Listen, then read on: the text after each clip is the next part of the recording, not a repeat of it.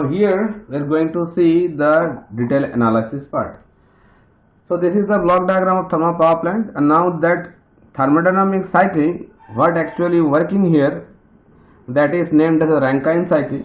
So first we are going to see the TS diagram, and TS diagram is a very important diagram for this particular cycle. So first of all I should show you people the TS diagram, temperature versus entropy diagram.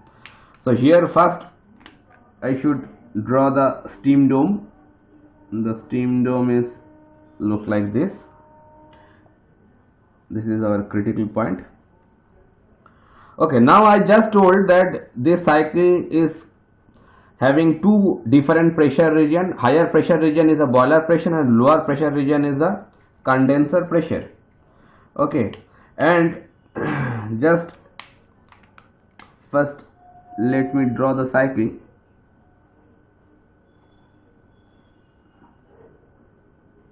Suppose this is a pressure line on TS plane and I am representing it by PB. PB means boiler pressure. That is a pressure line in a subcooled region or liquid region. That is a pressure line in gaseous region, and that is a constant pressure line in between inside the steam dome, because the latent heat actually working there. The phase change will be there inside the dome. Okay, that is a representation of a pressure line on TS plane. And similarly I can display another pressure line with same kind of nature, and I am naming it by PC, that is condenser pressure. And in between this two pressure region I am going to show the processes. Okay, so I named here out of the boiler which is coming to the turbine, that I named by point 1. Okay, and that's quality of the steam or the state of the steam. I have written saturated steam, or rather say dry saturated steam. I should write it dry saturated steam. So dry saturated steam, I can name it, this one is point 1, and assuming the state of the steam is completely dry. Afterwards I will show you by superheating also.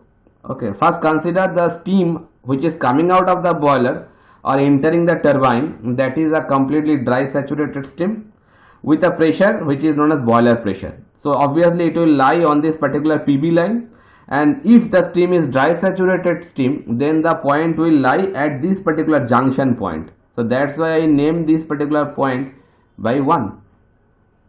Now the expansion process is going on inside the turbine, and the expansion is a reversible adiabatic one, or rather the isentropic one.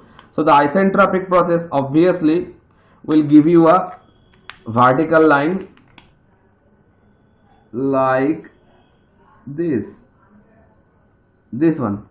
So this is a process 1 to 2 which is known as a reversible adiabatic or isentropic process, and that process actually going on inside the turbine. It is the expansion process, and by which some work will be produced. So I can write it WT, so work going out of the process.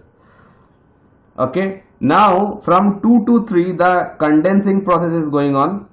So it is also a constant pressure process, so it will be there on this particular line, and up to saturated liquid state point, that means the point 3 saturated liquid. So that process actually being conducted up to this point. So I can name this particular point by 3, because the phase change, complete phase change will be there. So this particular process actually will be carried from point 2 up to point 3. Okay, that is a constant pressure heat rejection process. So I can give some arrows out of the process. So QC will be there. So the heat is rejected from the process of 2 to 3, which is executed inside the condenser. Now inside the pump also a reversible adiabatic or isentropic process will be there.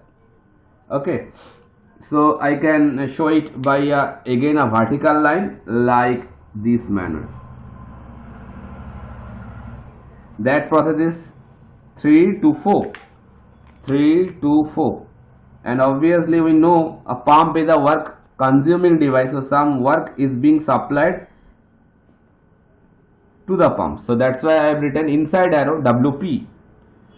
Now from point 4 to point 1, the heat supply process actually being occurred there. That is the amount of heat you are supplying inside the boiler. The whole process is being plotted over here from point 4 to point 1. So from point 4 to point 1, it is actually the heat addition process.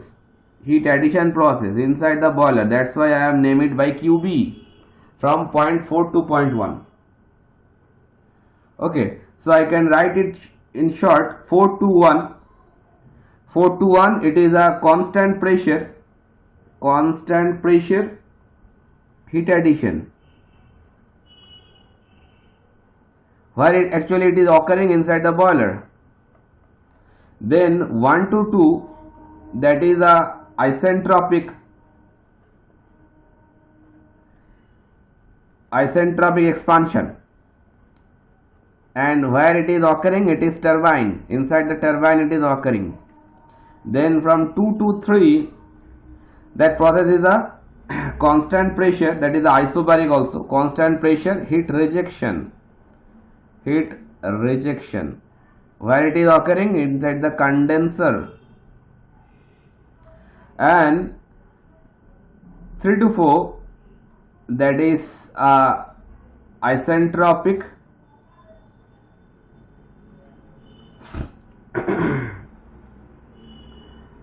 pumping process,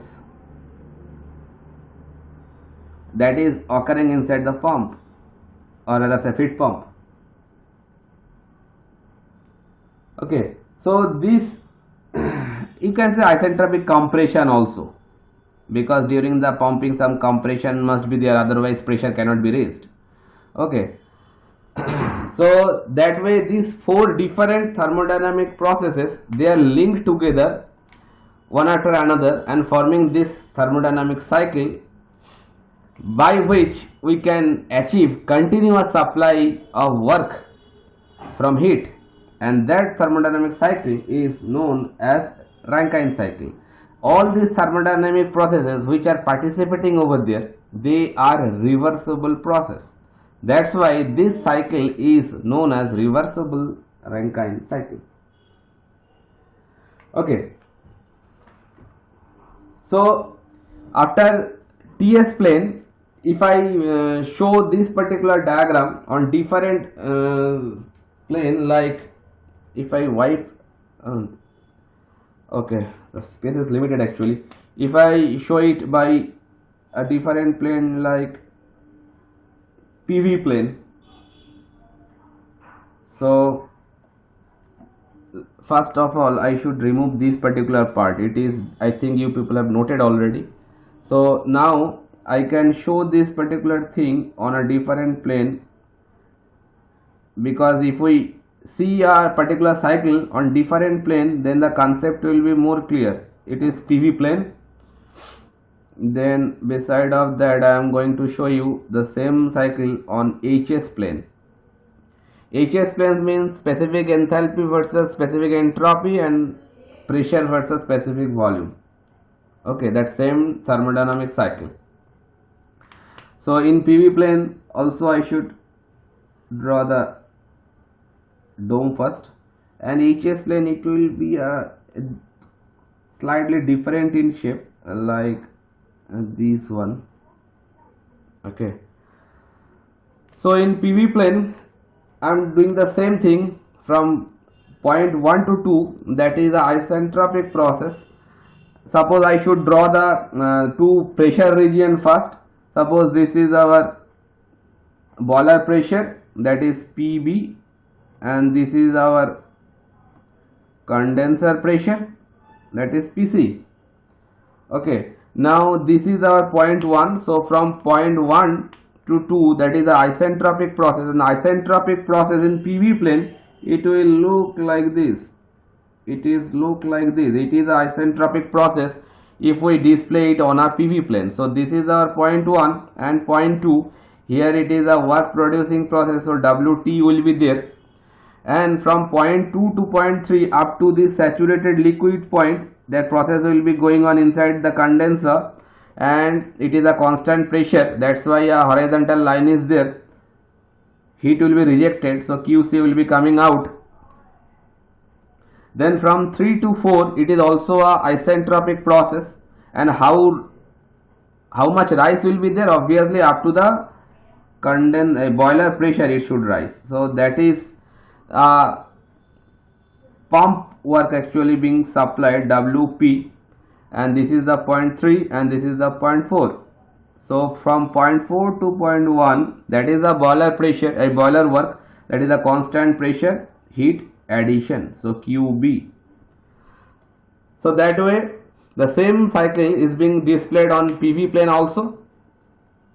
And if we plot the same thing on HS plane, that means specific enthalpy versus specific entropy, then again I should display the two pressure line, and on HS plane pressure line look like this.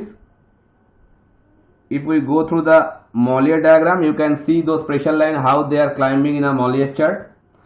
Okay, and this is the boiler pressure line PB, and the second one, that is the PC. Now again I am trying to show you the point 1 location, that is the point 1 location. From there isentropic expansion must be there inside the turbine, so that is the turbine work WT from point 1 to point 2. Then from point 2 to up to this point, that condensation process is going on. It is also a constant pressure process, so heat will be rejected. Then from point 3 to point 4, it will be a pumping or isentropic compression, and from point 4 to 1, that heat supply process is going on, that is QB. So that way in HS plane the thermodynamic cycle, which is known as Rankine cycle, can be displayed like this way. These are the three different plot, one which you can see the Rankine cycle.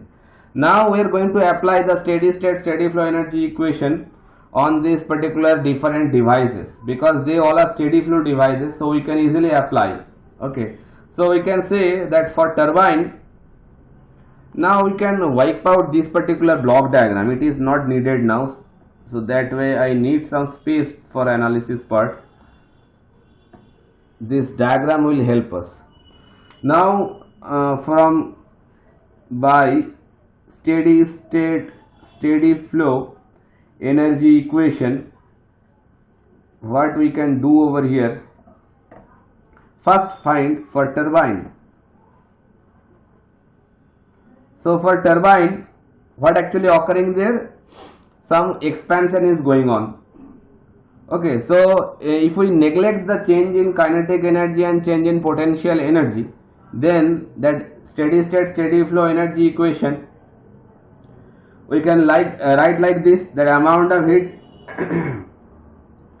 amount of heat supplied, that means if we neglect the change in kinetic energy and potential energy, then I can write that for turbine process is going on process from point 1 to point 2, so H1 plus Q1, here I am writing Q1 by QB because the amount, oh sorry, I am for turbine I am writing, so Q1 equals to H2 plus WT, because in left hand side potential energy and kinetic energy, and in the right side the same thing, change potential energy and kinetic energy, I am neglecting those terms because change in kinetic energy and potential energy can be ignored very easily. Okay, so if we consider, suppose if I consider the law for a unit mass flow, so I can write it small q1, or let it be q1, keep it like this, no problem. So in case of turbine, it is a actually isentropic process is going on, so the amount of heat, actually there is no exchanging of heat, so that way I can omit this particular part. So from there I am getting WT is nothing but equal to H1 minus H2. That is what amount of work you are getting out of the turbine, that is nothing but a difference of enthalpy, that is H1 minus H2, and obviously unit will be kilojoule per kg if we consider the unit specific enthalpy. Then now go for the pump. For pump, if we do the same thing, for pump, we know that pump is a work consuming device.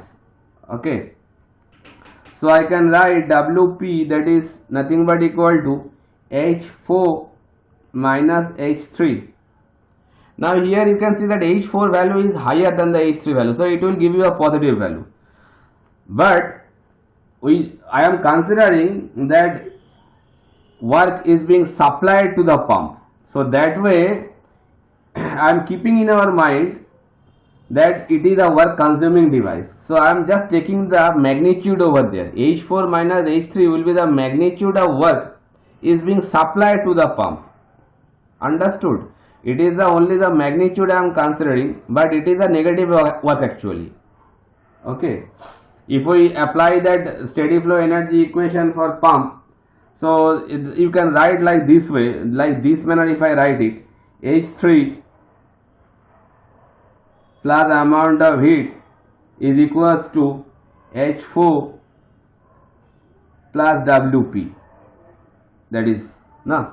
So here also Q will be 0, so that way I can write Wp is equals to H3 minus H4. Now here you can see H3 is lesser and H4 is higher, so that will give you a negative value. So obviously the negative is coming for work consuming device, that's why it's a negative work. But if I consider only the magnitude, that point of time I can write like this, because I am already considered that is a work consuming device. So while you are putting this magnitude, it will come with a negative value. Understood? Fine. Then for pump it is there. Now if we consider that amount of heat supplied to the boiler, that is for boiler, what amount of heat is supplied to the boiler over here? If I write like the same way, it is also a steady flow device, that is H4 plus Q equal to H1 plus W. So here also inside a boiler,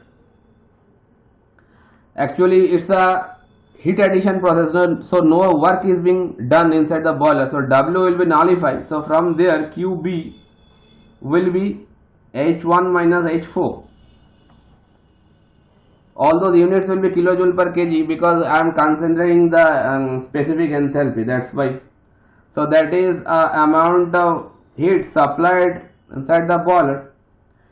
And for condenser, in the same fashion, for condenser, if we do the same thing, I can write QC equals to H2 minus H3.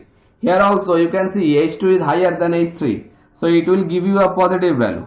But obviously we know that condenser actually rejecting some heat to the surrounding, so rejection of heat obviously will comes with a negative sign.